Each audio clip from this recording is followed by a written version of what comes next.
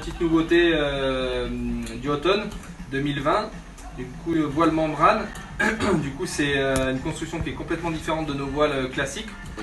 Du coup, c'est une voile qui est fabriquée en Nouvelle-Zélande, carrément à l'endroit où ils fabriquent les voiles de yachting pour les voiles de course d'America Cup. Du coup, c'est vraiment une voile qui est construite différemment par rapport aux autres qui sont fabriquées au Sri Lanka, par rapport aux autres voiles de la gamme. Construction membrane, donc du coup c'est quoi l'intérêt? L'intérêt c'est d'avoir une voile ultra light en poids et ultra light en feeling dans les mains. À ce que tout le monde pourrait croire, c'est une voile qui est plus fragile qu'une voile classique, même si elle paraît toute renforcée. C'est pas du tramé comme on a l'habitude d'avoir du heavy duty sur des voiles. C'est vraiment une construction qui est plus fragile. Ça, j'insiste, c'est pas une voile robuste comme ça pourrait être, comme ça pourrait donner l'impression esthétiquement.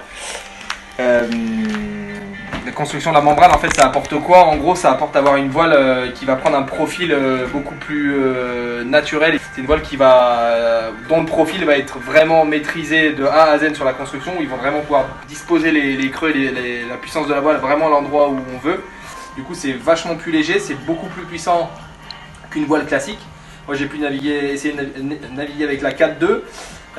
Ça a la puissance, on a vraiment l'impression d'avoir la puissance d'une 4.7. Il y a vraiment 0.5 en gros de plus qu'une voile que la 4.2 indiquée. Donc ça, il faut vraiment faire gaffe dans le choix de taille. C'est aussi beaucoup plus léger qu'une voile classique, à 0.5 de moins toi en gros du coup. Donc en gros quand tu pars en 4.7 avec la 4.7 qui est là par exemple, tu as vraiment la sensation dans les mains au surf et même en feeling avec la voile, tu as l'impression d'avoir une 4.2 dans les mains et en même temps tu as la puissance d'une 5 mètres. Donc ça c'est plutôt intéressant pour les conditions light en vague. Par exemple je pense à Manawa où c'est hyper light, on y voit des fois en 5.3 sans planning. Voilà, avec une 4.7, voilà, t'as rien au surf, c'est ultra léger. C'est une voile qui peut être vraiment top aussi en conditions de foil.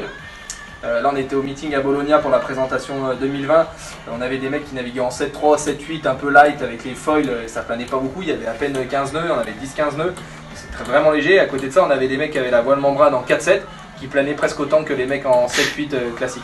Donc, et avec l'encombrement d'une 4.2. Donc ça pour le foil je pense qu'il y a un petit intérêt, c'est un super intérêt pour le foil aussi. C'est une voile qu'on va pas garantir 5 ans comme les autres où on a 2 ans de garantie contractuelle plus les 3 ans d'extension de garantie. C'est une voile qui va être garantie seulement 2 ans.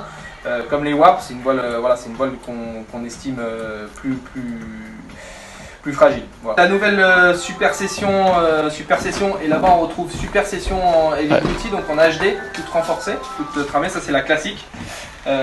Du coup c'est sur le même shape que cette année.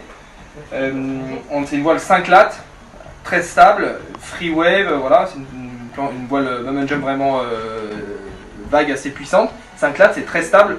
Le grand changement par rapport à l'année dernière, c'est qu'on est revenu sur des tailles classiques où on va retrouver du 4, 4.2, 4.5, 4.7, 5, 5.3. La voile est quasi conservée, c'est vraiment calqué sur celle de l'année dernière. On a juste retravaillé sur la partir de la 5 mètres pour donner une voile un petit peu plus light en feeling dans les mains. Donc, Super Hero, ça par contre, ça a bien changé.